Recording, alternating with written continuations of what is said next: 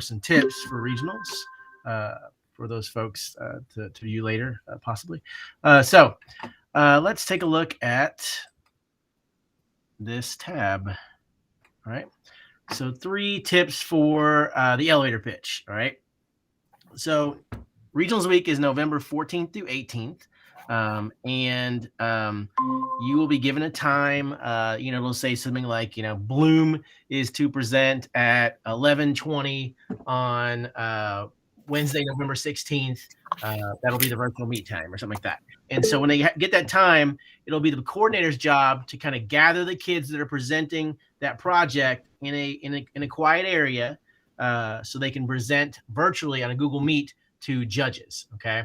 And so they may have judges from Jefferson County. They may have judges from Boone County, from Magoffin County, from anywhere out in the state. Chances are they'll probably have maybe 1 judge from Jefferson County and like 2 judges from other counties, or they could have just 3 judges from other counties. So chances are they definitely will not know the judges. All right. So when you're thinking about the elevator pitch, remember all you have to do is have the idea. You don't have to have done anything with the project. So we were talking a second ago about these kids thinking about designing a game, to teach social emotional learning. That's what they would just basically say. That's their idea.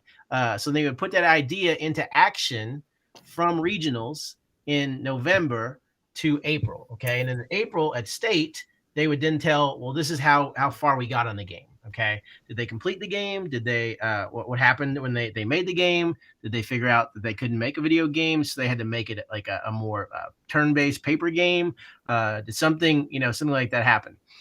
So just the idea is what's needed for the elevator pitch. All right. So when you're given that pitch, remember when you start off giving that pitch, it's a 10-minute pitch overall.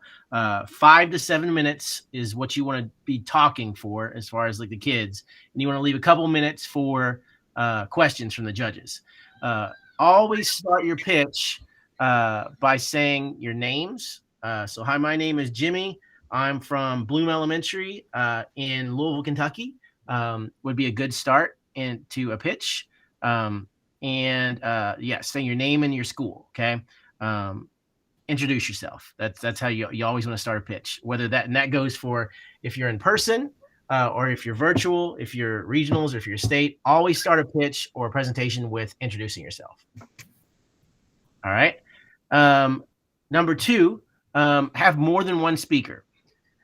Now, STLP, when we think about the regional projects and showcase projects, it's group work. Essentially. So it could be anywhere from 2 kids to 4 kids to 10 kids to 30 kids to a whole school working on a project, right? You can have up to 4 presenters, you could have as little as 2, right? But I'd never recommend having just 1 presenter. Okay. I've seen it happen before where we've had kids, just 1 kid present a project. And I've definitely seen it happen in other counties where 1 kid's present a project. But you always kind of have to wonder if it's just 1 kid presenting a project. First, are they doing all the work if it's a group project? And then 2, why can't this kid work with other kids to perform this project? Okay. So collaboration is huge, right? So never want to have just 1 kid presenting. So 2 to 4 is optimal as far as kids presenting projects. Those 1 speaker presentations rarely do well, right? Stephen, you want to say anything about that? Yeah, it's just evidence of collaboration when you see a couple kids able to talk about the same project together. 1 kid, it kind of seems like they're just presenting their own personal project. Yeah. Yep. There was actually a little girl from a different county a couple years ago that presented something virtually during NTI, and she was like saying all these things she was going to do, and like basically what she was doing was software approval. Essentially, she was doing software approval, but she was going to make an alphabetical list of all these different things.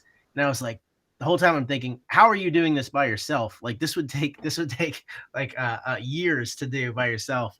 So it's just one of those things where you want to work. Evidence of collaboration is important. All right, so you can't do it all. Number 3, you can't do it all. So don't try to hit every aspect of that rubric in the project toolkit, at least not explicitly. Okay, so make sure you kind of look at that rubric on the project toolkit and focus on the what, why, and how, right? So you're going to focus on stuff like the problem that you're addressing. You're going to focus on how you're going to address that problem, and why it's a problem, and what you're going to do to get there, right? So let me show you an example of a pitch that I was looking at earlier. I was trying to find some different examples from past years. That's not my thing there. That's different drive.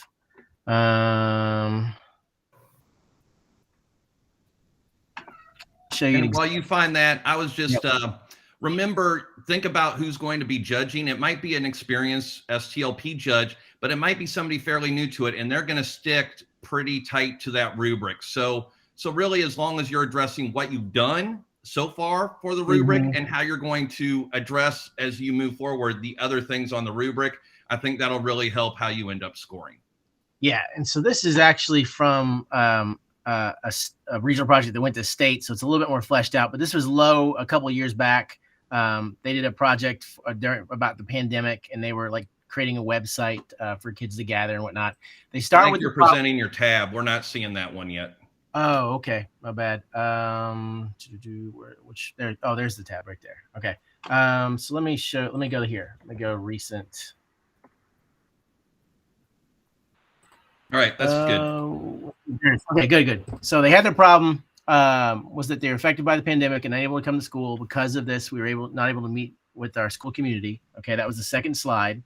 And then they said that's the problem. State what the problem is. And then the solution to that was they're going to create a Google site where kids could come and they could make videos and post infographics and take surveys and all that kind of stuff to kind of reconnect during that pandemic. And then they went on to talk about how they would do that. Okay, so what kind of technology they would use, which would be Google Sites in this case. They also talked about using other stuff like Google Forms and Flipgrids and Padlets and all that kind of stuff. So really basic stuff here. If again, they use this presentation and enhanced it to take it to state. So down here is where you see what happened when they kind of put their plan into action. But for the elevator pitch, really, it's just kind of these first few slides. The title of the project, the problem, what they're going to do to address the problem, the solution, and the technology that they'll use to do so. Okay, and that's pretty much the elevator pitch. It's not something that's going to be 15, 20 slides. 5 to 7 to 10 slides is totally enough. Less is kind of more, honestly, with the elevator pitch, as long as you hit those things on the project rubric. All right. Any questions about that? Let's just take a quick look at that project rubric on the STLP super sheet. So remember this bit.ly/STLP super sheet. The project toolkit is right here in 1A, and it is right here. So you're looking at the level 1 project rubric, which would be right here. And these are the guiding questions. Okay. So this is what you want to make sure your project addresses. Some people like to do 7 slides, and they have a slide for each of these guiding questions. You can do that, but you don't have to explicitly do it. Totally up to you. That's slide 10 on this project toolkit. All right. Any questions on STLP regionals and the elevator pitch? Anything to add on that?